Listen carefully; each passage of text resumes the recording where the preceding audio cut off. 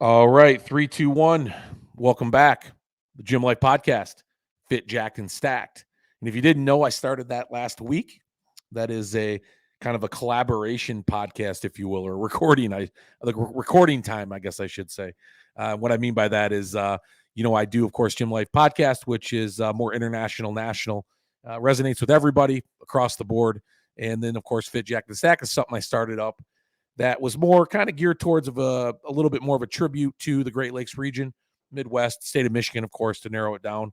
And that was just a good way for me to kind of enjoy a lot of what I'm participating in on a local level and shedding a lot of light on that scene. And of course, I love it. But when you're in this podcast stuff, and as I share a lot of my thoughts about that with you guys out there, whether you want to hear it or not, and those of you who are speakers or you do podcasts or something like this, man, when you get in a groove, sometimes it's just a lot easier to keep it going. And that's the way I feel sometimes when I do these podcasts. Like I can talk for hours, where there's other days I can't talk myself and get in front of this mic to save my life. So when I get in the groove, like I am with Gym Life in the podcast portion of it, I'll just roll right into Fit, Jacked, and Stacked. And hopefully a lot of you guys will stay along with me. And for those of you out there that are here just for Fit, Jacked, and Stacked, which shame on you, there's all kinds of great information about all the sports we love and the lifting community at large throughout the nation and internationally. So hopefully you don't just listen to that portion. But if you do, I'll divide it up for you and you're able to, see or listen to both individually or just all together if you're on a long drive, or a lot of you guys out there do listen to both. So it's just real easy. So I'll go into Fit, Jacked, and Stacked kind of, at the midway point or towards the end of this to give you kind of all the great stuff that's going on with our community here more locally. But of course, as you guys know, I have a lot of friends and a lot of relationships that I've built nationally and internationally in all these sports that we talk about. And there's just a lot of great things that are going on in our community. And listen, there's a lot of bad things too, apparently, right? I know we talk about USPA. We're going to get on that here in a minute. But anyhow, welcome to the show. And thanks for joining me again. For those of you who have been with me from the beginning, thank you. This has been a fun ride, and we're ready to rock and roll in 2023, and it's off to a great start. And we'll share a couple of that beginnings for you as well for this year and what we got coming up here shortly. But in the meantime, if you haven't followed us on Instagram or social media, go ahead and do that. Fit, Jacked, and Stacked. Of course, Gym Life Podcast at Gym Life Media on all platforms, including YouTube, for those of you who like to have more of a visual, kind of see me look around at my notes. I don't do much into the camera, although every now and then I'll look up. But that's more for interviews with my guests, which, oh, by the way, we've got some big guests coming on shortly. I say shortly, this week, as a matter of fact, IFBB Pro. I'll leave kind of a cliffhanger for you there. I'll also tell you that I'm working with Monica Brandt right now, as you guys know, on the Olympia, and we've done an awful lot of cool stuff with her. I have certainly with co-hosting her show, and I'm working with her weekly on all kinds of ideas for upcoming events and stuff. And, as we start to nail those down, of course, I'll let you guys know what those are. But in the meantime, we were trying to get to the Arnold this year with her show, and just logistically scheduling it didn't really work out because we're making a lot of changes with the Monica Brandt show, and I helped produce that show. So we've kind of looked at it as more of kind of a time to get kind of our house in order to continue on strong through 2023. And because the Olympia and Arnold were fairly close to one another with what we wanted to do, we felt like it would be better served if we, came in after the Arnold with a lot more of our in-person broadcasts at some of these other events that are going to come up throughout the middle to end of this year in 2023.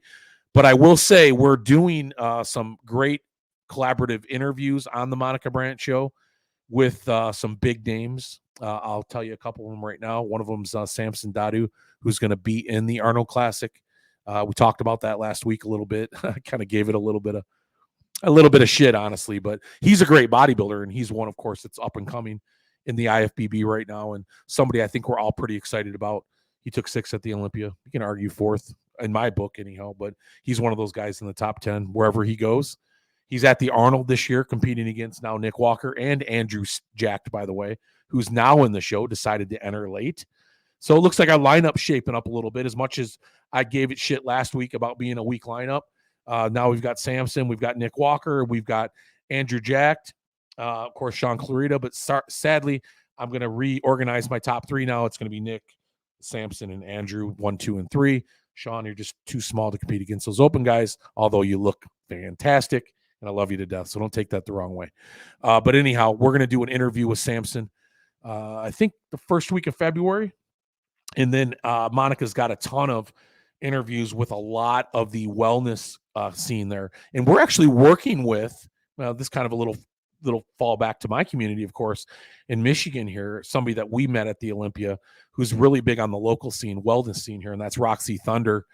She's from Okemos, Michigan, and just so happened right around the corner from me. So we reached out to her to collaborate with us because she's a wellness competitor at helping us co-host a few of these shows, which I'll, of course, produce from the back end because I'll let those girls talk about what they know, and I'll just admire it from afar. But in any case, we're going to do a lot of the professional wellness competitors as well that are going to be competing at the Arnold are going to be on the Monica Brandt show. So I lead with that, of course. Excuse me, I'm going to cough here. All right, the drainage never stops, folks. So yeah, anyhow, and there's one other cool interview that we're going to be doing, and I'm just waiting for confirmation of this, but it sounds like I'll be interviewing Dorian Yates soon. I've just been just giddy about that. Listen, we all got to love Dorian Yates. The mass monster he was in the 90s and what he represented on the bodybuilding scene, repeat, of course, 7-time, I think, Mr. Olympia. Yeah, man. And what he's turned into today, this sort of, love, peace, and happiness sort of hippie almost, right? If we likened him to anybody, it would be like kind of this very mellow surfer dude, loves sort of the Eastern medicine kind of thing and the whole meditation and energy stuff, which I dig too, of course. So he is going to be a lot of fun to talk to once we nail that down. And I can't wait to get on an interview with him, of course. And I'll be reaching out to all you guys for questions that I can give him, because I'm sure a lot of us are really curious about Dorian's lifestyle and certainly how he transitioned over from being this just sort of mass monster muscle head, that whole mentality of, kill or be killed, right? Or, this sort of a really aggressive sort of alpha bodybuilder to this very, I don't want to say not alpha because he certainly is. And I got something funny to tell you about that on another subject that is. But Dorian's just completely reinvented himself as this health guy that's just really living life and loving life. And it's just fun to see. So he's going to be fun to talk to, of course. But anyhow, I got on, as we all did this week, I'm sure, if you're following the powerlifting scene, not getting a lot of good press right now, is it? To no surprise. I mean, listen, it's just funny nowadays. Not funny. I'm not laughing at any of the victims of this story.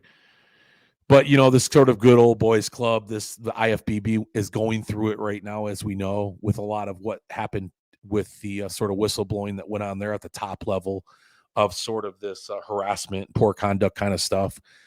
USPA is going through it too. And USPA, if you guys don't know out there, United States Powerlifting Association, probably arguably the biggest out there in the United States, probably, I would say, to the second to or equal to the USAPL with the amount of competitions that they represent out there. Probably more, honestly, maybe more, because, boy, they do a ton in every state.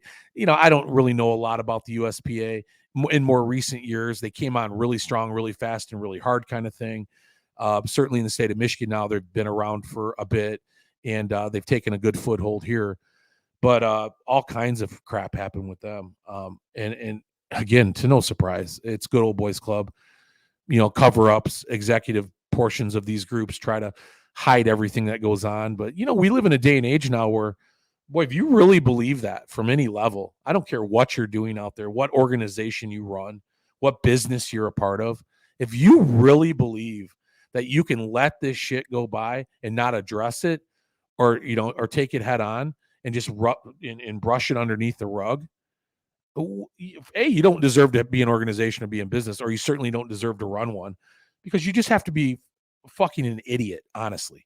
I mean, really. Not that would condone any of this behavior, but certainly if something happened in your organization and you're not going to address it head on and you're going to pretend it's just going to go away, with the way things are covered now in media and social media, listen, this isn't the 1950s anymore, or 60s, 70s. Fuck, it's not even the 1990s anymore. or 2000s when you can get away with that stuff because getting information out to people was very difficult. And a lot of times it was snuffed out before a lot of these victims could even have a voice, or there was no platform that would give them a voice. So to no surprise, right? We're starting to see now this sort of this closet open up and all these skeletons fall out of it from a lot of these organizations, including the USPA. And let me tell you, this just keeps going and going. This is the gift that keeps on giving right now. This fucking organization is a shit show in every sense of the word.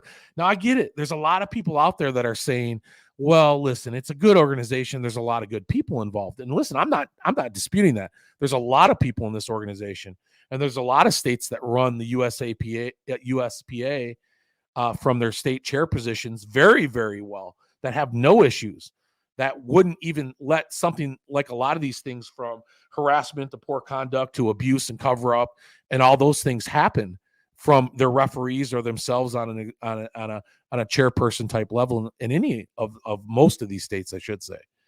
But as this sort of uncovered from like Steve Dennison on down from the USPA, and I'm talking uncovered, guys, I'm talking denial all the way up until like Goob _U2, Goob U2. If you go to him on Instagram, he's really amazing the way he uncovers some of this stuff.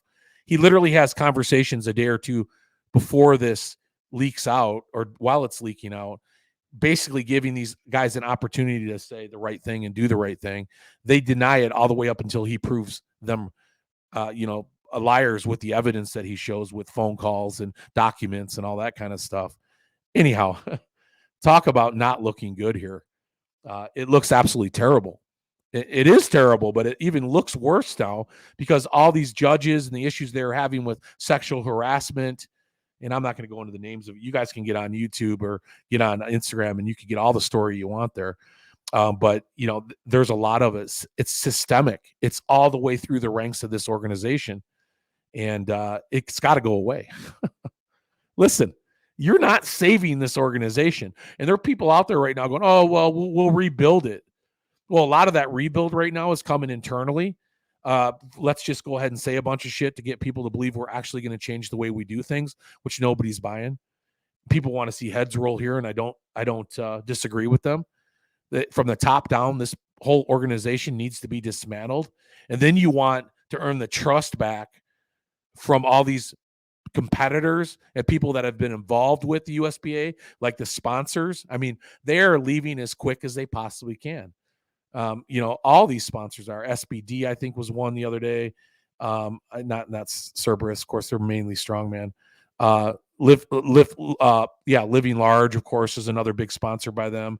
The Girls Who Power Lift, I believe there were another one. I mean, these are just all the ones that I was seeing the other day that were coming through on IG, basically saying, see you guys later. We've seen enough. We're done. We're out of here, including athletes and other parts of that organization are fleeing it, the city's about to burn down. And it is. It just kind of amazes me, though, that there's these people out there that are saying, well, there's a lot of good there. We should try to do what we can to preserve this organization. Listen, I'm no expert, but you need to get on those life rafts immediately and let this ship fucking sink. Let it sink. You're not saving this organization. It's got to go away now. Hey, but listen, I talked to a friend of mine last night. This is no surprise. And what I mean by that, or should say not surprise to what has happened, but powerlifting organizations have been coming and going for years. Of course, they've left for other reasons, probably mismanagement of funds and that kind of thing. But, this is just a part of the attrition of powerlifting organizations. There's too many of them anyhow. And if something like this happens, don't be sad, because there's one right around the corner that's going to take its place and probably use this as a launching point to not do things the way the previous organizations have done. And USPA is just going to be that example moving forward. And that's good, right? Because now we've got organizations out there that are coming up saying, okay, well, all right, let's make sure we're doing all the right things at our end, because we've seen what happened in the USPA. As much as they felt like they could have covered this stuff up, they couldn't. And boy, they tried. Of course, now you've got all these names and these high profilers and these influencers and everybody else, taking the high road like they didn't know it, or they didn't know what was going on. And I can't wait for more of this to be uncovered, because I have a feeling some of those out there pretending they don't have any stink on them are going to stink it up pretty well. So, but in any case, sorry to hear about that to all you women out there who were harassed by these judges and these officials. And of course, the poor conduct that was involved by a lot of the people that were leading your states. Boy, there was this one. I don't even want to say it. I'm not going to, because it's just too gross. But let's just say that she's rubbing her hands on this girl's window, if you guys missed that on IG. And she wasn't using, well, I'm going to stop right there. You just go find the IG. So anyhow, USPA, what a joke that organization is. And quite frankly, good riddance. Get them the fuck out. Got no time for those type of I'm sorries, and give us another chance and we'll rebuild and we'll start here and we'll start implementing policies. It's the same way I feel about the Manions. They need to go away too. Fuck all that. This isn't like a mistake you made. This isn't something that happened that was one-off. This has been systemic through your organization, through all levels of it, and you've been covering it up the entire way. So it's time to go away. Bye-bye, USPA. Yeah, so there's a little bit of powerlifting for you. Kind of a shitty way to start, I guess. But that's a fact. And ultimately, people got to pay the price when they allow things like that to happen. And the people that do those things need to pay the price as well. And I was going to talk about USAPL judging a little bit today. Now I feel like there's no even story. If that's the worst of it, right? I was coming into the weekend thinking to myself, all right, what's some of my topics going to be? And I did this live stream for USAPL. And this live stream, of course, consisted of about 8 hours of commentary for the high school and collegiate open that I live streamed this past weekend here, which was a great meet, by the way. I have nothing negative to say about the meet. The way Gina and John Hensley from my area that throws that USAPL from Cayoso, they do a great job. Everybody knows that they work their asses off, and I appreciate being a part of that organization. Or I should say, helping along that organization. I'm not officially a part of Cayoso, but I'm certainly there to live stream these events for them. And I will say I'm not a company man, though. So I do have my opinion on things, which I'm not going to hold back. One of them is the judging in the USAPL. It's just atrocious. It's absolutely atrocious. And I know these individuals who judge. And listen, they're friends of mine. I'm not knocking the individual here. What I'm knocking is the way they're taught to judge. And I know this is exactly what it is, because I've seen 12, 14, 15 different judges operate the same way. So it's the way they're being taught from the USAPL to judge these athletes. And it's very, very inconsistent. And I think it's inconsistent in large part because a lot of these referees or these judges struggle with the calls they have to make, because they're being told to call it one way. But we can all plainly see, we're not blind, when these men and women, or these kids in particular this last weekend here, perform these lifts, that there's nothing wrong with them. And they're only being judged on this really stringent sort of, I'll give you some examples. Like in deadlift, in particular, if you got a slow lift from bottom to top, they're going to red light you, by the way. I will tell you right now, if it's a nice clean lift, even if the same sort of things happened, even if the bar touched the thigh, even if it pulled up the thigh, if it's really fast, you're not ever going to get a call on that lift. But if you ever struggle on a deadlift in the USAPL and you get that lift, or you essentially finish the motion, more than likely you're going to get a bad lift on that, which is freaking ridiculous, because it doesn't mean it's any better or any worse if you move the bar slower up, provided you're not throwing your knees under the bar and hitching the bar. But I swear to you, every single time you see that, at least 80% of the time, you don't even have to even watch the rest of the lift, because you're going to go, okay, well, he's going to get red lighted on this lift because it's just too slow. Since when is that a criteria for red light in any lift? And just because the bar is pulling up the quad, it's pulling up the quad. It doesn't mean you're actually hitching the bar. You can see which way that skin is folding. It's pulling up. It's not coming down. Now, if you saw the skin kind of coming down under the bar, yeah, that would indicate the bar is resting on the quad. In some cases, I would even argue that's not the case. So some of the judging here has just got to get better. And listen, I've talked to some of these national judges from the USPA, but they are old school. And when I talk about old school, a lot of them are Yeah, they're cryptic. Okay. They've been around a long time. And I don't know, almost bitterness. I don't even know how to describe it, but they're not in it for the athlete. I'll tell you that. It's almost like they're trying to be too stringent to set these standards to sort of be, above and beyond everybody else. Like we judge the best. Listen, I'm all about standards. I get standards in any sport. Matter of fact, we have this conversation right now in strongman through my buddies over at World's Strongest Opinion and Strong Personalities, two other podcasts that I follow that all you should follow too.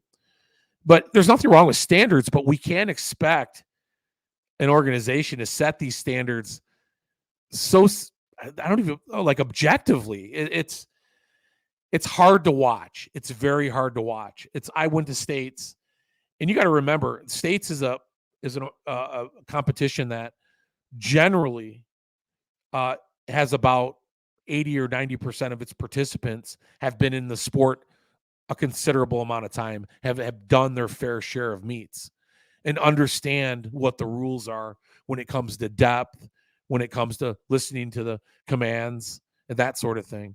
But boy, you'd have gone to states this year, and because the national judges were there, you wouldn't believe how many bad lifts or red lights you saw on depth. And I got the video, guys. I saw it. I watched it back. 80% of those calls were bullshit. 80% of them. Because the national judge wants to see it judged even firmer because it's a state meet than what the local judges are doing, which doesn't make any sense at all, because a good call is a good call and a bad call is a bad call. What does it matter? What do you mean it's got to be more stringent? If it's depth, it's depth. If it's not depth, it's not depth. It's black and freaking white. It doesn't matter. But you should have saw these flights go by. They were all like coming off the platform. Like, what the hell are you looking at? There was such a lot of tension at states this year because of that judging and because those national judges were there. It just wasn't a good scene. And you could tell these lifters weren't enjoying themselves. It was just disheartening all the way through. And that was the state meet. So then I go to this meet here, the first meet of the year that I do the live stream from, which I may not be live streaming anymore. Who knows? They listen to this. They might say, you got to go. It was just as bad. And again, I know these judges, but when a guy would start to pull a deadlift up, and if he even touched his quad with it, and it was a little bit slower of a pull, they would get a red light on it. It was over with. I'm sorry, guys. Do I not understand the judging correctly? Do I not understand the judging when it comes to lockout of a deadlift and the way that bar path needs to take, that bar path goes without hitching? I know what a hitch is. I'm a strongman. I totally understand what a hitch is. So what is the other problem in a deadlift? Generally, it's your lockout, right? Your shoulders do not have to be back for it to be a lockout. By the way, memo for everybody out there, and much of my powerlifting coaching friends and these other gyms that are powerlifting associated on a high level would tell you the same fucking thing. Your shoulders do not have to be back for a complete lockout on a deadlift. However, I swear to you, if you were judging the USAPL or you were competing in it, you think that would be the case, because I saw just as many calls that were red lighted over lockouts on the deadlift as I did on this sort of slow drag or this slower lift or this catching the quad on their lift, which none of them were bad. I think that's the problem with powerlifting. If we had one problem, right?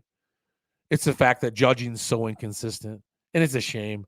It's like if a lift isn't perfectly clean from top to bottom, especially when somebody's competing at the national level or beyond, they're going to just red light it and call it good. Like, we just have to accept that.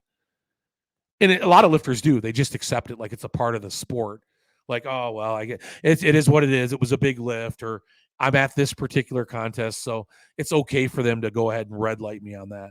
Bullshit it is. And shame on you guys. Don't even think that. Get pissed off because it's not true. Look at your tape back.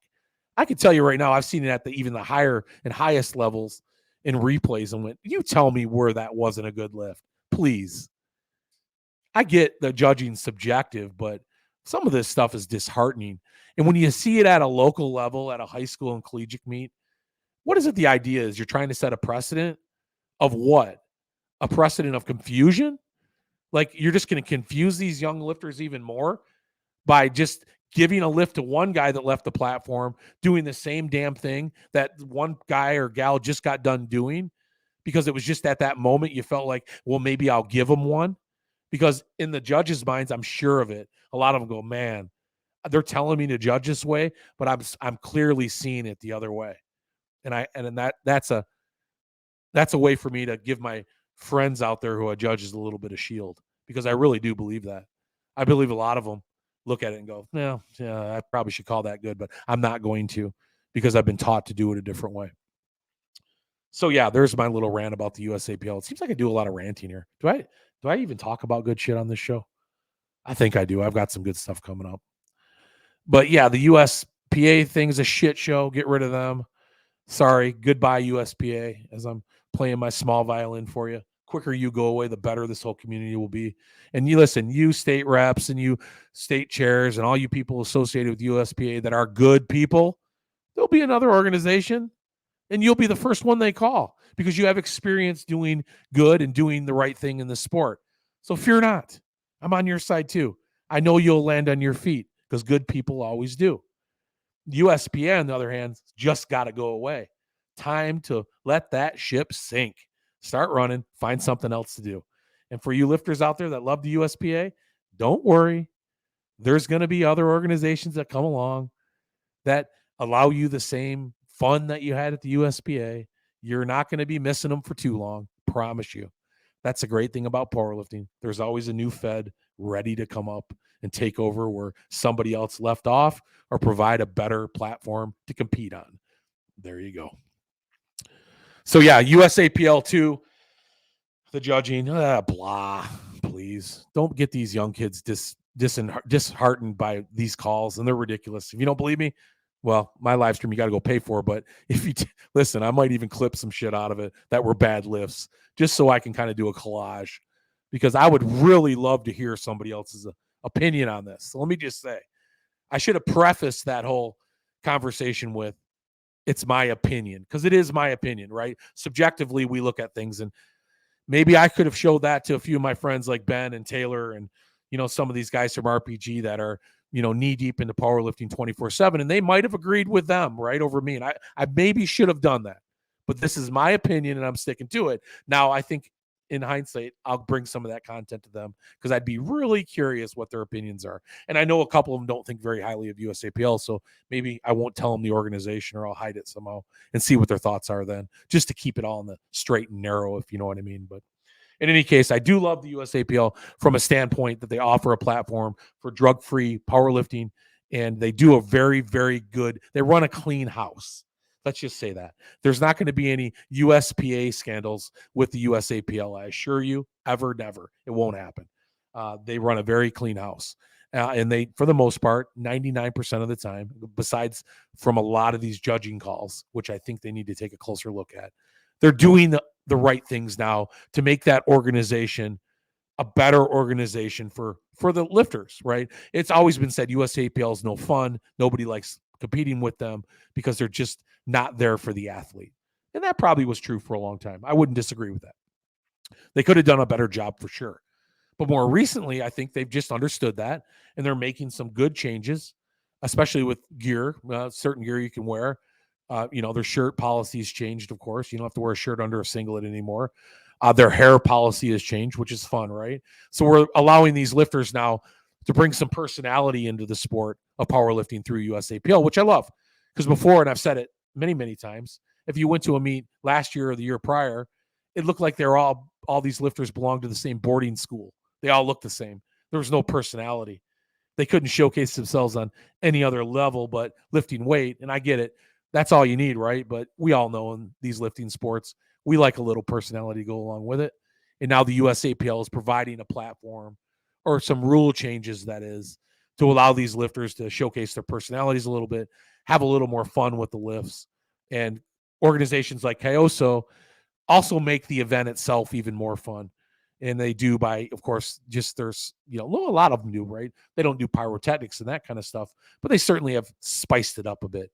Hey, by letting me be there, they spiced it up a little bit. Little do they know, with the way I live stream it, I have some fun in my commentary, and I haven't gotten in trouble for it yet. So anyhow, shout out to USAPL after I just kind of dissed them a bit. on their judging. I'm sure they'll get that better too. And it's not because I'm bitching about it. I have a feeling a lot of lifters are given it in their ear. I even had guys coming up to me while I was at my live stream asking, because remember, this is probably the first meet or first opportunity for a lot of these spectators to come to watch their friends compete at this level.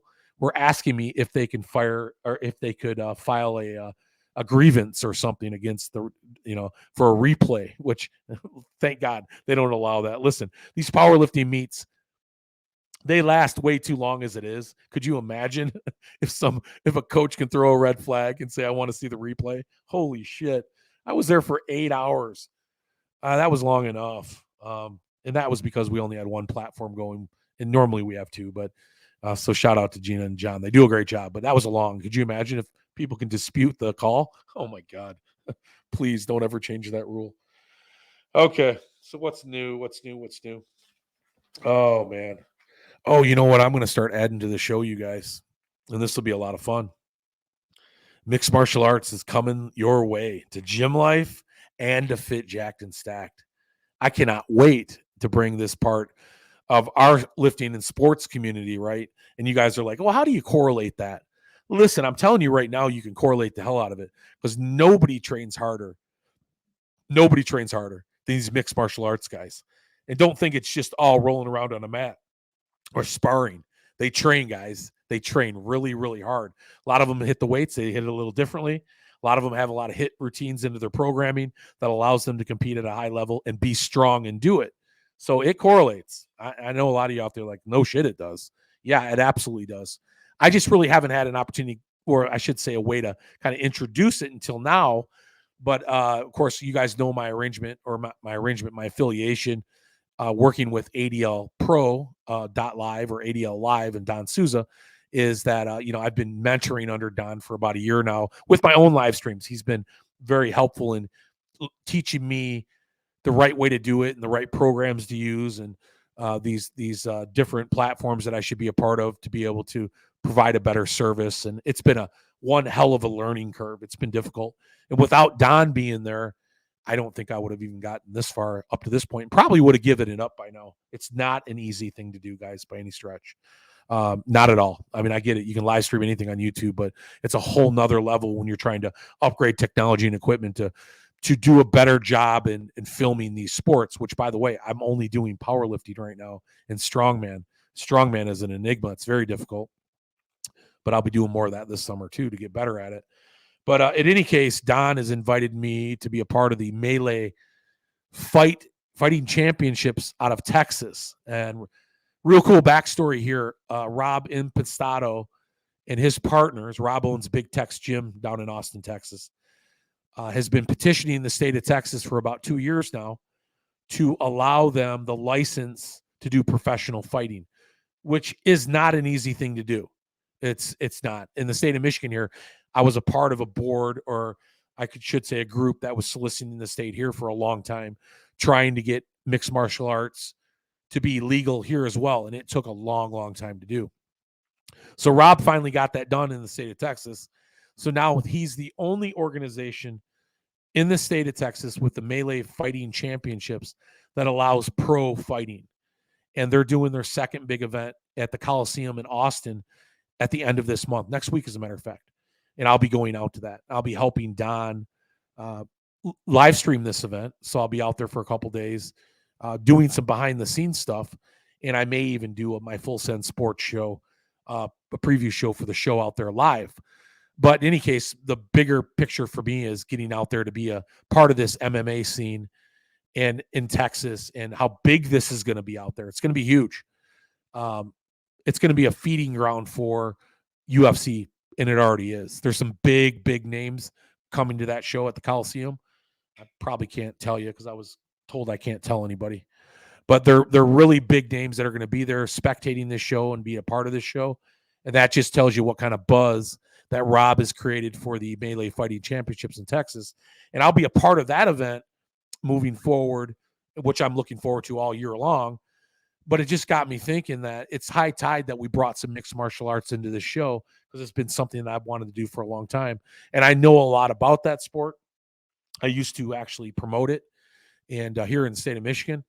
when it was just at its like beginning stages, just after the USC kicked off. I think like, I don't know, that MTV show they had back in the day. So there wasn't a lot of fighting going on outside of some bare knuckle stuff and some tough gloves and King of the Cage and that kind of stuff.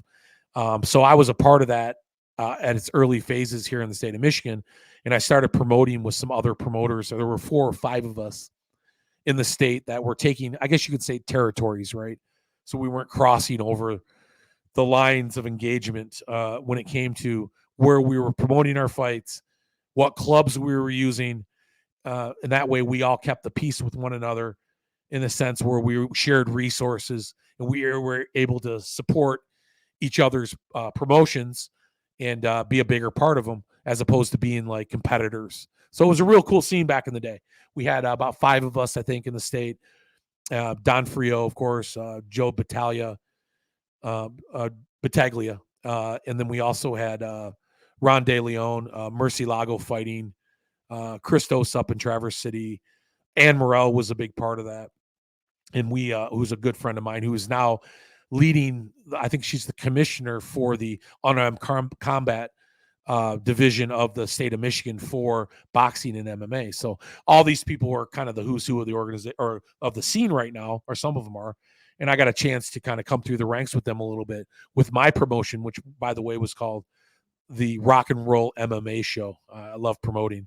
And we had a great show up in Cadillac area and a few sort of the west side of the state where we'd bring in bands for for intermission and giveaways. And we had, just all the good pageantry that comes along with any great MMA contest or event. And we had a lot of fun doing it. So I know a lot of these guys in the state. So not only am I going to make them a bigger part of my show with Fit Jack and Stacked, but I also now, with the type of reach that I'm going to get through the Melee Fighting Championships, the state of Texas, and going out from there, it's got a real cool opportunity to bring in a lot of these fighters for interviews, be a part of some of this scene, and get out there a little more and bring it back to you guys. So I'm super excited about that. That, of course, is going to be starting probably in the next week or two, because I'll be out in Austin with Don at the Melee Fighting Championships on the 29th of January and being a part of that event. And I'm looking forward to it. So anyhow, a little MMA, that'll be a new segment of the show. I can't wait. It could be its own show, probably. It's such a popular thing still out there. Certainly fun to watch. And just watching some, of course, on Saturday night. Seems like every weekend or every couple weekends there's something out there with the UFC, and that's always fun to watch. So moving on to just a little bit of bodybuilding for you guys. I got to get a drink of water here. Really drying up. Jeez, oh, Pete. It's like the drainage that never stops. Good. Drink of water. So the Arnold, I mentioned everything in the Monica Brandt show at the beginning, what we were doing out there with that. Samson Dadu and Andrew Jack kept on board. The Dorian Yates thing, of course, and of course he's not a part of the Arnold, but we're going to try to get him for an interview prior to the Arnold. And that would be a lot of fun because he's going to be one of course, the big names representing out there.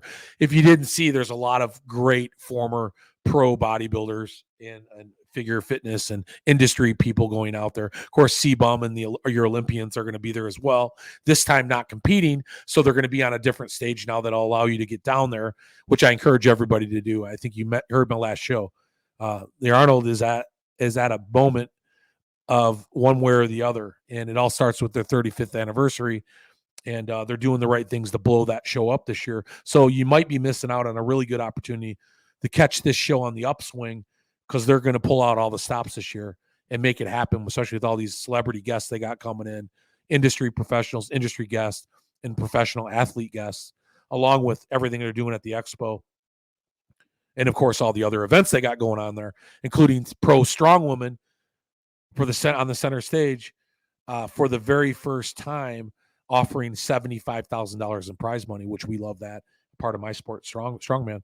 So the Arnold's going to be a lot of fun to watch this year. I encourage everybody to be a part of that. But if you can't get down there, I think I mentioned to you before, they got ADL and Don to do their entire weekend for them live streaming, because last year's live stream was a total shit show. And they started off on the right foot, I said it before, by bringing Don with ADL live into this show this year without hesitation. They know he's the best around. And I can tell you he's going to do a great job in live streaming this entire show for you. And I should be able to say that because I'll be down there all weekend with Don again doing this Arnold with him, and probably doing some shows down there. I think we'll do some live shows, and on top of that, I'll be helping him out the rest of the time, getting in front of some of these different events that are going on down there. So really looking forward to being a part of the Arnold on a couple different levels, and certainly looking forward to meeting everybody that I haven't met yet, and some of the people that I met at the Olympia, I look forward to seeing again, of course. So that'll be a ton of fun. I did get a question because we had that I guess you could say we had a quick conversation about Tamara Walcott, about her coming into the pro strong woman. And of course, you guys know I have no problem with that. I said it before. It's good for the sport. Invitational should be like that. They should allow new faces from different sports that are worthy to give our sport a try, and the strongman, the strong woman, that is. And boy, if they turned out to be great, wouldn't that be special for everybody? And if they don't, well, listen, you can't get it right all the time, but certain people can certainly get better. And Tamara's a super strong person, so she certainly has this natural ability or the strength ability to be there. Let's just see if she can kind of understand the sport a little bit, and she's being coached out there properly to be able to compete. But I did get a question that said, how well do you think Tamara's going to do? And it wasn't necessarily worded like that. It was worded a little bit more negatively about how they don't think she's going to do that well. Why would I suggest that she would do well? And of course, how well do I think she's going to do? Listen, I don't think Tamara's going to have the success that, Mitch Hooper had. He's not going to have the success Magnus had on his invite. And, I think she's being put in a very interesting spot to compete. She is the current record holder on the elephant bar deadlift. So, there you go. That's a part of the event. So she's going to do very, very well in that event. She might do decent on a frame carry. She might do decent on the wheel of strength, or the Conan's wheel, or whatever they're calling it. I think that's about it. So I don't really see her overall performing that well. Matter of fact, I would be surprised to see her. I would put her probably 9th or 10th. I really don't think that, excuse me, cough. I really don't think that she's going to perform that well. I think she's going to have one good event. I think she'll be okay in maybe one or two. And I honestly don't think her stone or her pressing is going to be anything to watch at all. So, and maybe I'm wrong, and I hope I am. I'm not trying to be negative here. I just don't think she's going to perform overall that well. I think she's going to have a great moment on that elephant bar deadlift, and I think that's going to be a moment we can all appreciate. And we'll say, okay, yeah, she's got some great strength, and if she just goes back for a year and retools it, if she loves the sport of strong woman and wants to compete, which who knows if she really does, right? If she was asked to do this, nobody's going to say no. She's going to get paid to be there.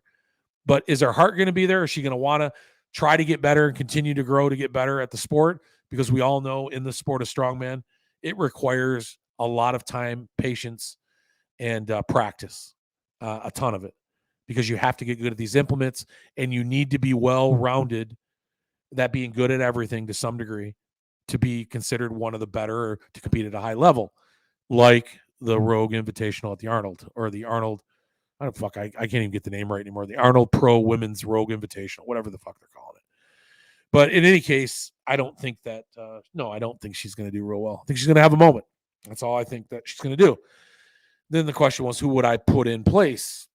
Was there any other two separate questions? The question was, are there any powerlifters out there that you would rather see or would like to see compete in strongman? Not this particular show. It was just in general. Got me thinking for about 1 second.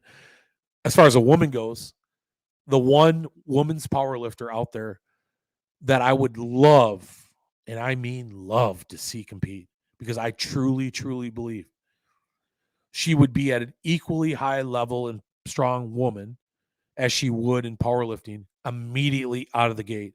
She would be the Mitch Hooper of the strong women, and that would be Amber Hansen with Anderson Powerlifting. Amber _ Alice on IG, if you don't know who Amber Hansen is, which if you know anything about powerlifting, you should know Amber Hansen. I interviewed her last year. She is amazing, and she is an athlete. She is an incredible, incredible peak condition all the time. And I don't mean just for powerlifting. She's super dynamic in the way she trains. She trains overhead as much as she trains bench press. She squats and deadlifts geez, oh, Pete, I mean, she's got to be right behind Tamara. She's got to be there, honestly, guys. She was a world record holder a couple times, even as a total, I think. She's top 3 or 4 in the world, maybe even better than that now. I mean, she's just amazing. And the way she trains dynamically, I'm talking box jumps and shit, she's in roller derby. I mean, she does a lot of stuff in the gym that you don't see a lot of powerlifters doing to start, but she is in peak physical condition as well. And she's incredibly strong, incredibly strong. She is somebody that I would love to see get into strong woman. And I'm not so sure Amber wants to do that. I'm actually going to go down to Ohio and hang out with their club down there for a couple days, at least one good day of filming and chatting.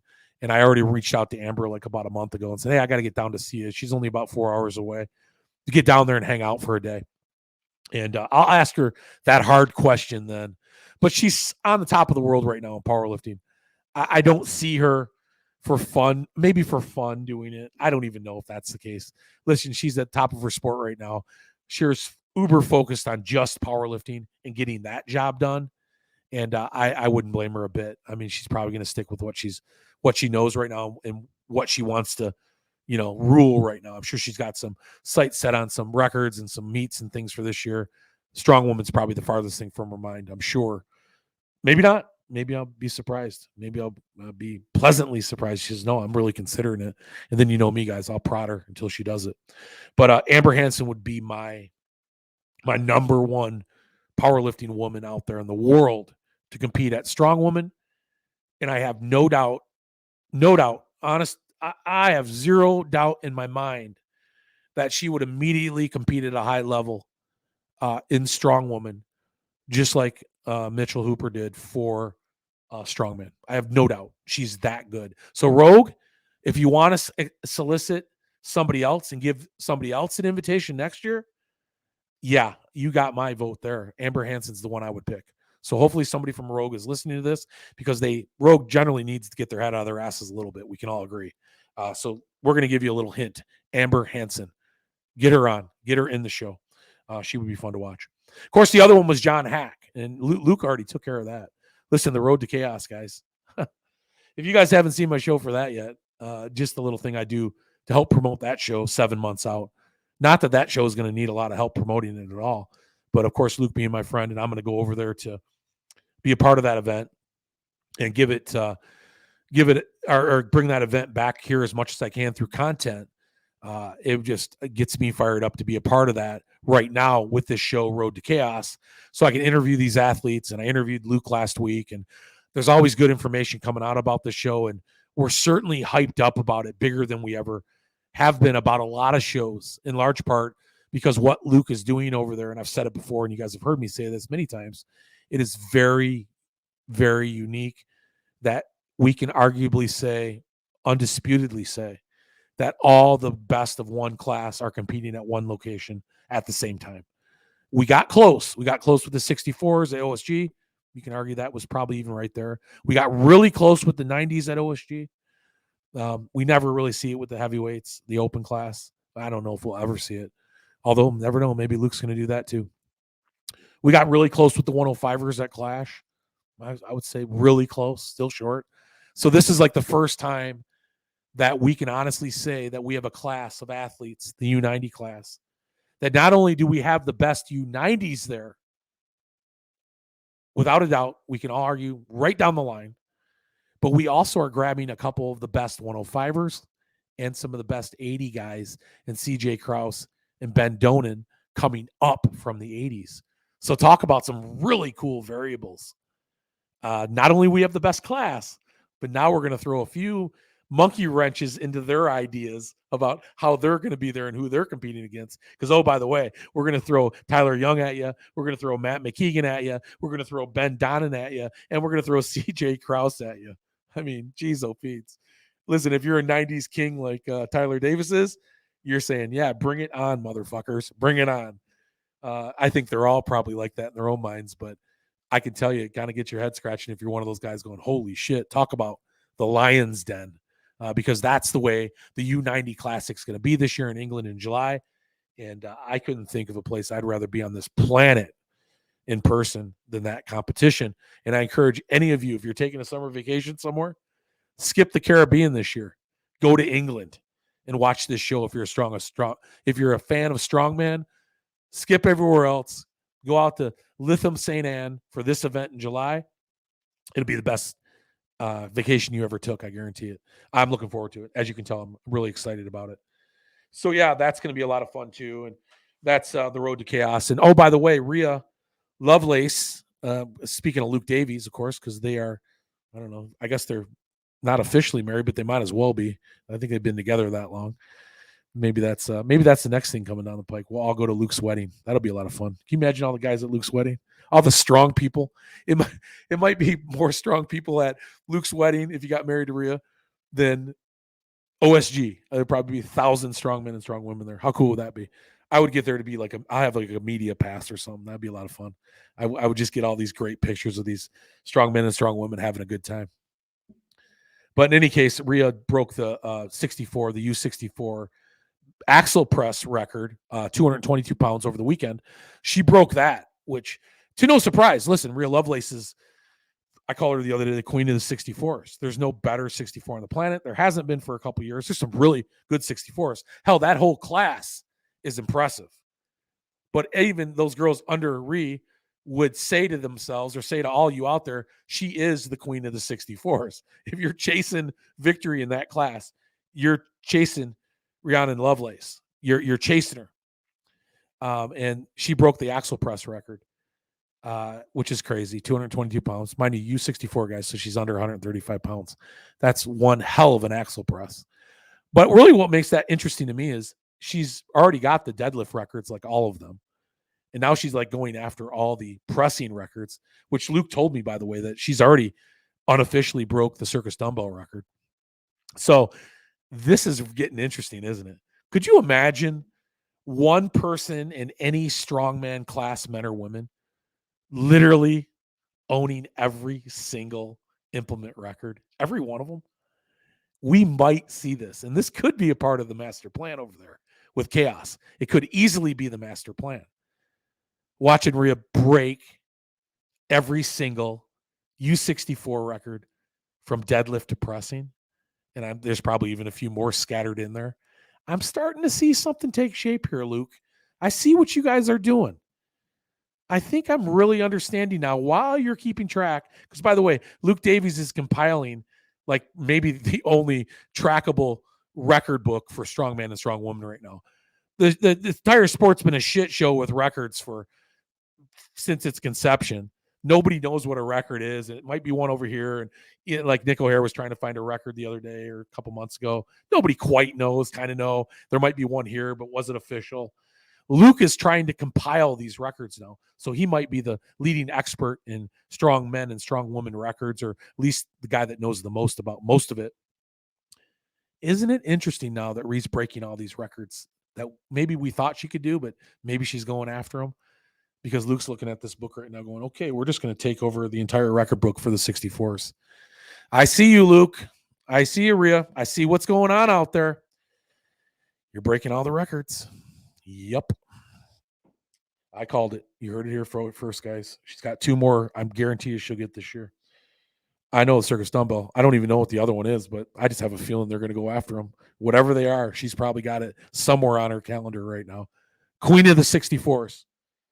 For no no doubt. There's no doubt that she's doing some amazing things in 2023, just like she came off of in 2022. And I promise you those records are a part of that for her. She loves it. That she lives for this sport. And I love the fact she does. And I think we can all appreciate what she brings to the sport of strong women for all of us to enjoy. All right. So where are we at now? We are getting on to, we are getting on to Australia's Strongest International. Should shout out to that real quick. Mitch Hooper won, to no surprise. I thought he would win, by the way. And you guys know that I was beefing that show up a little bit because it was very cool. Listen, the compound that Mason Dinat put together over there in Australia, Victoria, Australia, for that Australia's Strongest International last weekend, that it was live on ADLPro.live for free, which, by the way, you guys can still get on and watch that. The compound there is just badass. the way that he did that. The live stream wasn't bad. KOTV did the live stream out there. ADL didn't make it for whatever reason. They were whatever that happened there. Don was still supporting the show, of course. But KOTV is actually live streaming. And I thought they did a pretty good job. Listen, they're no ADL. That's a fact. But they did a really good job. I watched a lot of that this weekend. And Mitch Hooper won. And I think, I got to get into this. This is such a close one here. It was Andrea. No, it wasn't. It wasn't. It was Shayna. Geez, it was Shayna. Anyhow, I can't pronounce her last name. She won it. Anyhow, Australian. They all did really well. That was to no surprise. I knew that was going to be a very tight. Donna Moore, I think, was like in third or fourth. Andrea Thompson, second or third. So it was very, very tight. The whole competition was, as we would suspect it would be or expect it would be. And again, Mitch Hooper, I think he just ran away with it. But then Mitch Hooper's that guy, right? Third at World's Strongest Man. No doubt he was just kind of going to own that a little bit. I think he was contested here and there. But, he's the kind of guy that's so good across the board, like a lot of our bigger names in the sport are. It's really hard to take him to any one event and go, well, he's really going to struggle with this because there's some things there he's not used to. A guy like Mitch Hooper is going to make do with whatever is thrown in front of him. He's going to do really well on it. He may not win it, but he's the kind of guy that knows how to grab points, and that's all you need in this sport. String together, 5 events with some good points, you're generally going to find yourself on the podium, if not winning the show. So, in any case, there's a little bit on the compound. And the compound was awesome. The implements are awesome. Steelworks was awesome. The stones were awesome. Donna Moore put up a big stone, I think, at 160, 170 kilograms, as I thought we would see that pretty easily by most of those ladies out there, which we did. Then, of course, the guys in the log pressing well into the low fours, all of them, which we did. Just a good competition all the way around. You're going to see that Australian Strongest International get bigger and bigger every year. Because Mason means business, and I've had a chance to talk with him. I've been on a couple calls, and this event will be right up there with Giants, right up there with the Shaw Classic, right up there with the Rogue Invitational. Mark my words, it will be. And I would probably say in 2023, that's exactly where we're going to find Australia's Strongest International, that Strongman Expo weekend. They even did the Clash of the 105s, Australia's 105s. They did a master's class and an intermediate class. And, of course, they had the pro women's and pro men's, which were the highlight of that weekend. So, Mason means business. That show is going to be badass moving forward. In hell or high water, or I just have to get a part-time job, I'm going to find myself in Australia for this event next year, and hopefully being a part of that somehow with bringing some media back to you guys. So Australia's Strongest International. So moving on. This is the part of the show I like to call Fit, Jacked, and Stacked. That's right, guys. Fit, Jacked, and Stacked. Welcome to the show. If you were waiting for this part of the show to happen, which I know none of you really were. You like hearing all that other shit. I know you do. However, if you're from the state of Michigan, this other stuff is fun to talk about as well in the Great Lakes area, because Fit, Jacked, and Stacked is all for you guys. And appreciate you giving me the love and support that you have already with this show. It's actually blowing my mind. I think we're up to about 1,000 listeners. Last I checked. No, not quite. That's not true. A couple weeks ago, we were close because I do much more off the sound platforms with this show than I do YouTube. That's because a lot of you guys really don't give a shit to look at me, and I'm fine with that. But yeah, we're on a lot of listening platforms, so it's a lot easier for a lot of folks to grab it while they're driving and working out and listening on the headphones and stuff. So I think we were at like 8 and some change. So not bad for a local podcast that we're making some waves with through the lifting community and representing the Great Lakes area. And again, I say area because it's not only the state of Michigan, but we have some border communities that we call our own as well, like Toledo and South Bend, and of course Windsor in Canada. And we all go back and forth. That's the great thing about Michigan and the state, this particular area, like it is in all states. We have a family or a community in the Great Lakes. And as we get bigger with this show, a lot of our competitors compete across the borders or the state lines of a lot of these local states in the Midwest. And of course, we shine the light and the love from those states back here as well. So we'll actually start growing a little bit more. as we start getting out there a little bit, even this year as the very first year of this show, actually. And a big part of that's going to be getting to some of these events. Spoke with Jeremy from Raw Strength in Kalamazoo, DMing on Instagram briefly the other day. We are going to do something live streaming his show. We're not quite sure yet. Jeremy and I have to get together and talk about the details of that and how exactly that we want to make that work. So we're going to get together and do that. Not quite sure exactly what, but we're going to do something. And we'll get back to you on that as soon as Jeremy and I nail that down a little bit better for you. The Iron Sanctum gym, since I'm doing gym call out here, which is our home gym here, and I'm live or not live recording. I'm live at the moment for the from the Iron Sanctum studios here in our Gym Life podcast and our Fit Jacked and Stacked room. Right down the hallway, of course, down the steps is the Iron Sanctum, which my partner Devontae Robinson put together. Robertson, which was awesome, by the way, and everything that he's done down there, including bringing in fitness classes now, a brand new multi-station to be a part of the facility down there, which is badass, and a lot of other equipment that he's been investing in now for the last few months has made the Iron Sanctum, in my opinion, one of the best facilities, if not the best facility in this area right now.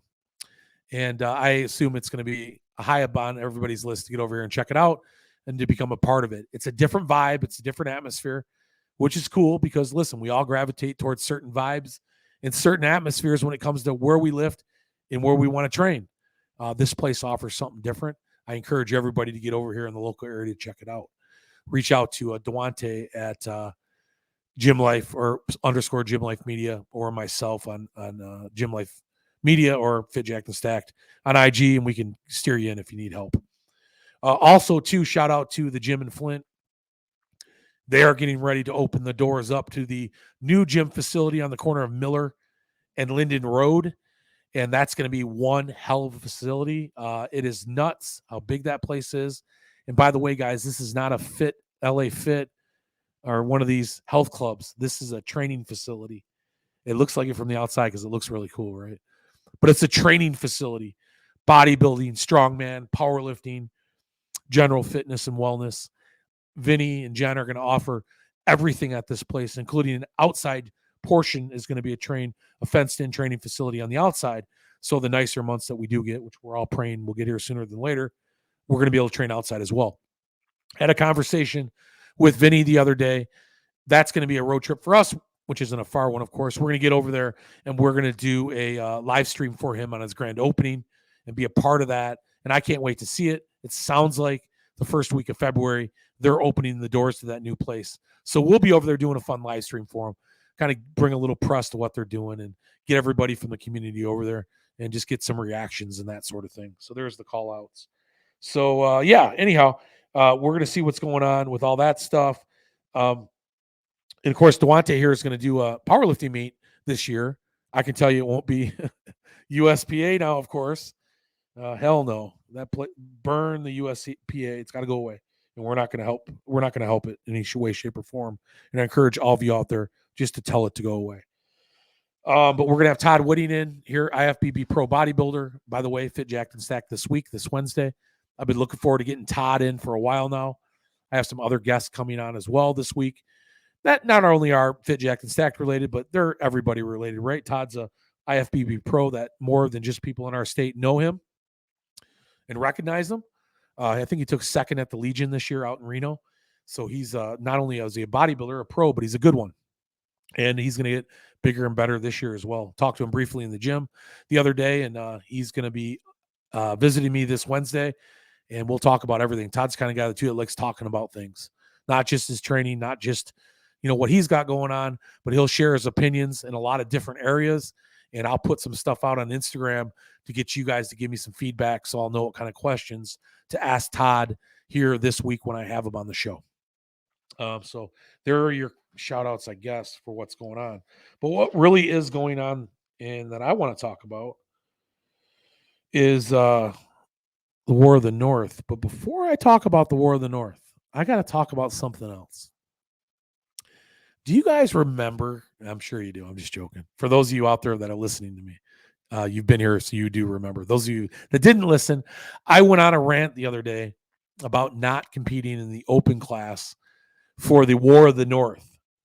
And of course, it was in jest. Listen, anybody out there took that seriously, shame on you. I was just joking. I don't believe that these open guys are weaklings. I don't believe that at all. There's a lot of great open competitors in our state. Do I believe I would have gave them hell? Yeah, absolutely, I would have. I'm that guy. I'm going to give you hell. I'm going to give you hell in competition. I promise you. No matter who you are and who I compete against, I don't come to play around. I get the fucking job done. I always have, and I'm excited about getting back into it at the War of the North. As you guys know, though, the reason I couldn't compete is because I want to do nationals as a master this year. And in order to compete at nationals as a master, I have to qualify in the class that I want to compete in. So instead of the open class, which I don't care to compete in the open nationals class, I have no visions of grandeur. I'm not going pro as an open guy. I do want to compete as a master because I know a lot of those guys and it would be fun to compete against them. And that I'm a master. So that was the reason that I decided not to do the War of the North in the open class. So I feel really good about competing as a master. I'm going to have a lot of fun, and I'll talk about War of the North here in a minute. So anyhow, I did that rant, that fun little rant about not competing. I called these guys betas or potentially betas, right? I didn't actually call them betas. Said there could be a few of them in there, or maybe they're fragile and that kind of thing. So I got some feedback. Well, lo and behold, right? You know what I call that? You guys ever wake up the woke? I call it the woke being woke, right? You got these people around you. And guys, I'm not woke. I don't make no apologies to you woke people at all, by the way. You'll never hear me apologize to you for hurting your feelings ever. Ever. I'll probably laugh at you. And I might even say something to try to hurt your feelings a little more because I don't give a shit. I think you're really bad for society. I'll say that. And I might have lost some listeners that are woke on my show here today. I'm okay with that. I'm completely okay with that. Listen, I think they go too far. I'm not going to get into the politics of it, guys, but they go way, way too far. And they're not helpful at all. They're more hurtful than anything at all when it comes to society, the way we operate. Listen, I'll give them some good points, right? I'm an inclusive kind of guy. I like to include everybody, but you're not going to dictate to me at all. You'll never dictate to me. But in any case, I got a message from a woke person that took that rant personally, I guess, which is weird because who wouldn't know that rant was just me being funny, right? Me being silly about it, about how betas are actually better lovers than alphas. Or I don't even know where that came out of it, honestly. I'm thinking to myself, who the fuck cares? But honestly, we know that's not true. Betas are not better lovers. Please, that's ridiculous.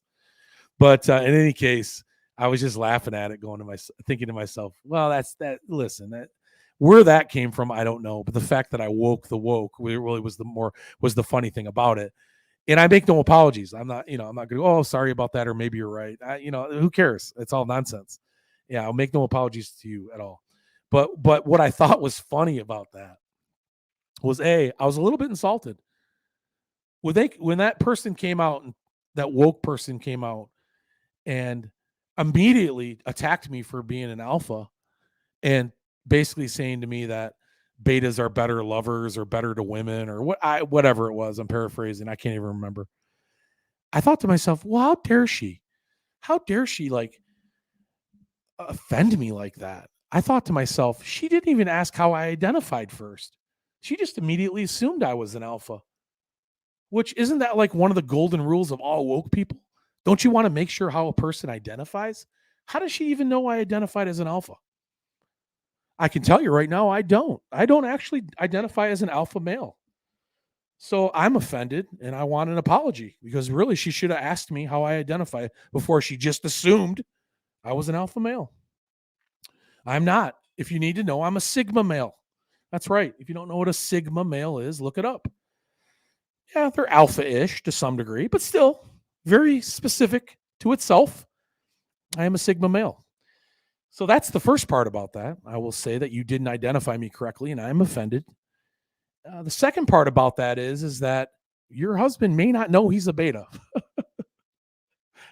Or maybe he does. And listen, her husband's a friend of mine. I'm not saying names, but I'm pretty sure this guy does not identify as a beta male. So with that said, well, there might need to be some counseling going on over there. That's all I'm saying. I think maybe he's an alpha. Matter of fact, I would say, and I'm not going to, again, I'm not going to say that.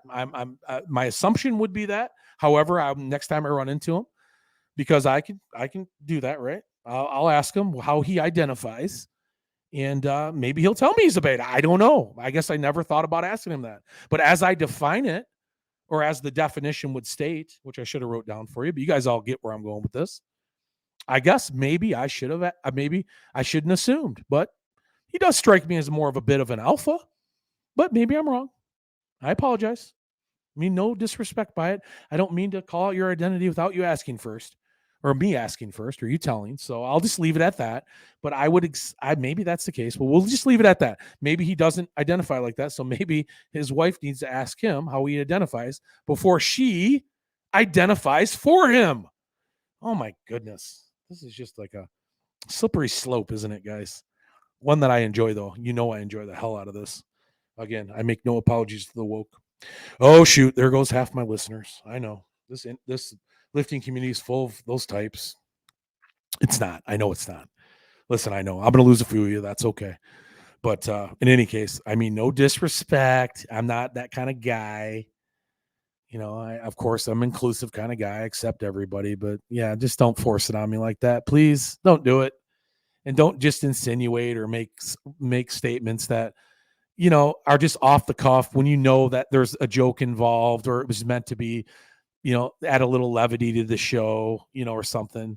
You know, don't attack like that or make a statement, you know, to try to stand your position. And that's all nonsense. And that's the problem with all that bullshit. It's like you can't say a damn thing anymore without offending somebody. Well, again, I make no apologies, so we'll leave it at that. War of the North, probably the biggest subject on our agenda today because we're only 3 weeks away from the War of the North. And I can't wait to get to it. It's going to be so much fun because if you guys haven't seen what George Bullard has done with, I mean, geez, oh, Pete's, you guys, for those, okay, so let me back up here.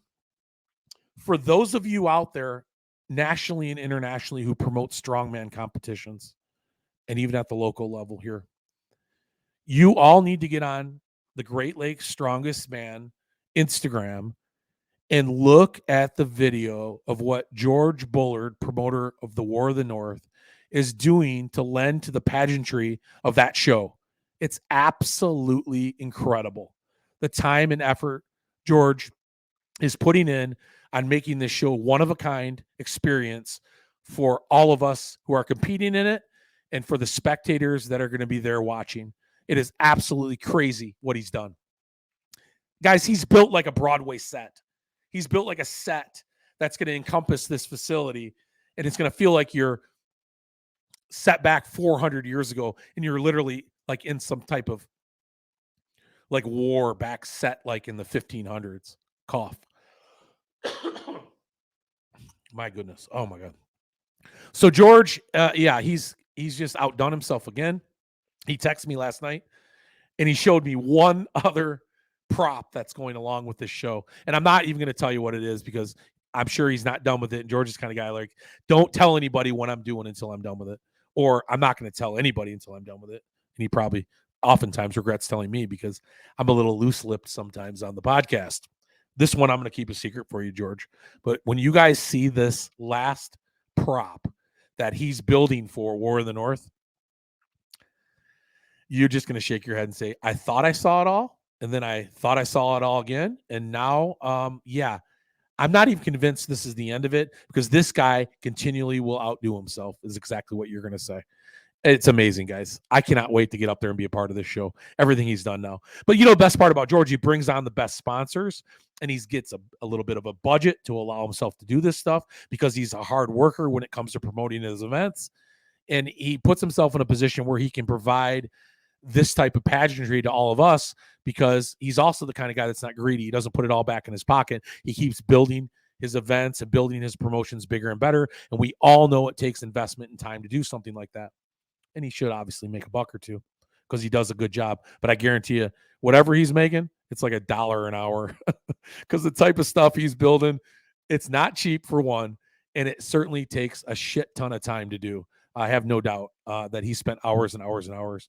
And as his wife, Tracy, of course, has probably been there holding the lumber for him as he cuts and hammers it. So In any case, wait till you see the War of the North. So that's going to be February 17th.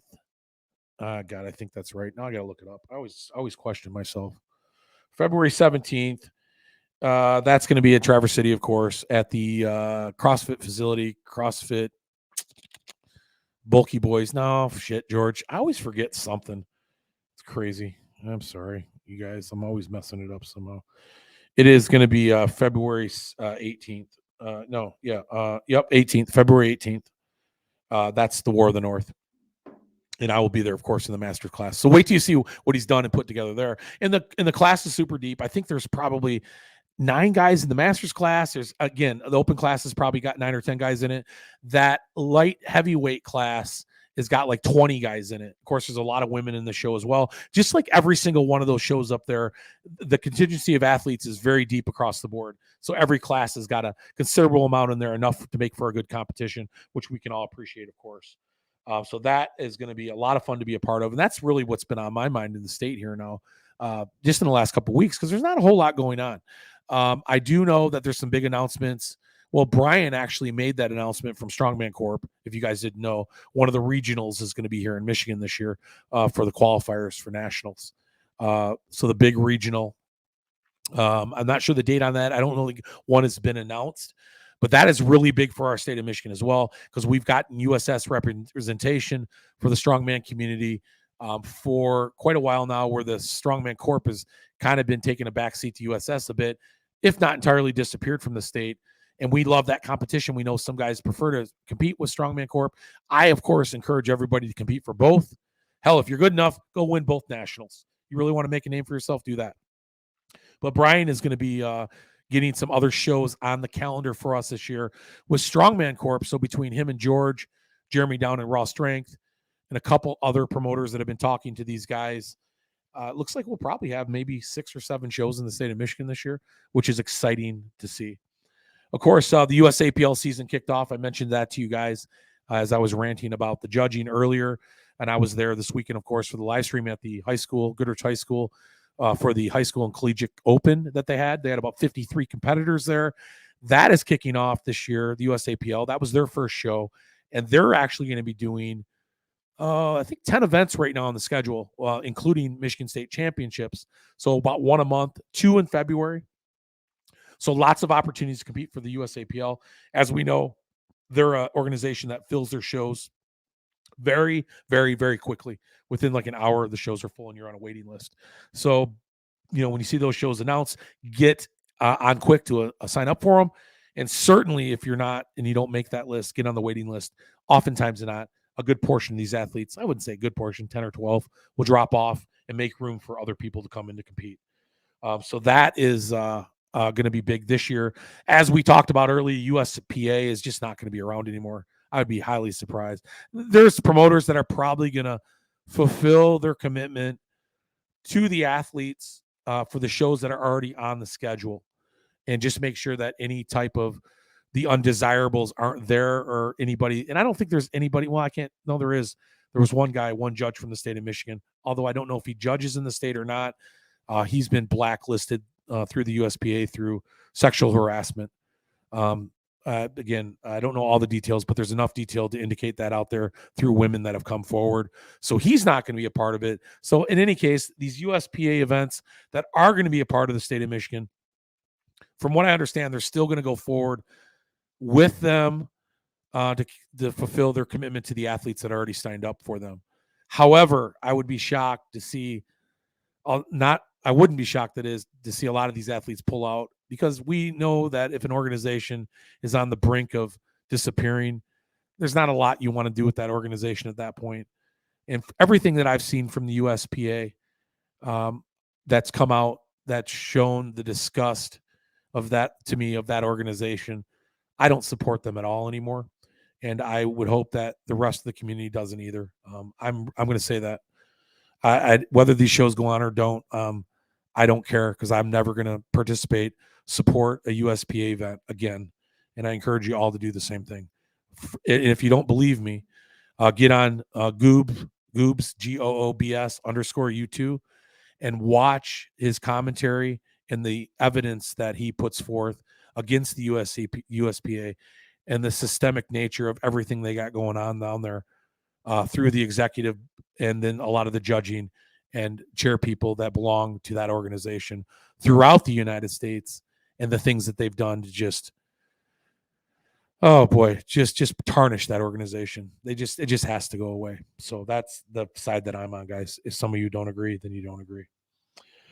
So anyhow, yeah, that's pretty much it in the state, right? It's January, not a lot going on. I mean, I get that there's a lot of people out there that are doing their programming now, getting ready for the season. There's also a lot of people out there that are making their way through the gyms as New Year's resolutionists right now. And a lot of these gyms are getting full, and a lot of new people are coming into the facilities that we train at. It might cause a little frustration here and there. But at the same time, I embrace that because some of these people may be future competitors in the sports we love. And we just need more people to get in shape in general, right? To love what we're doing and be a part of our community. So inclusivity. That's it. Inclusivity. That's what I go for all the way around, even through the woke people. I'll even include you. I don't agree with you. But in any case, we hope that you still stay on board with Fit, Jacked, and Stacked, despite my ramblings and maybe my opinion on a few things. We don't all have to agree to get along, and we can have different opinions. We can just have conversations. How about that? So anyhow, I'll leave that with you guys here. Fit, Jacked, and Stacked podcast, the I guess episode 10. And we're going to have a lot more content coming your way, of course, in future weeks as this new season in 2023 kicks off for all the sports in the lifting community that we love, including, and I said at the beginning of this podcast, MMA, mixed martial arts. So get ready to see a little bit more about what we got going on the local level with that as well, as I reach out to some of my old friends in the sport that are now kind of running things to some degree. I'll reach out to Ann Morrell and get her on. And of course, she runs the Unarmed Combat Commission through the state of Michigan. I'd love to see everything that's shaken loose in our state with the mixed martial arts community, reach out to a few of these promoters, and of course, a lot of these great athletes that we have as well to get on to talk about themselves, their competitive or their competitions, and of course, the way they train and their lifestyle and all that stuff. So get ready to have some fun. We'll see you guys or hear you guys, or you will hear me or see me next week. Stay strong. We'll see you later.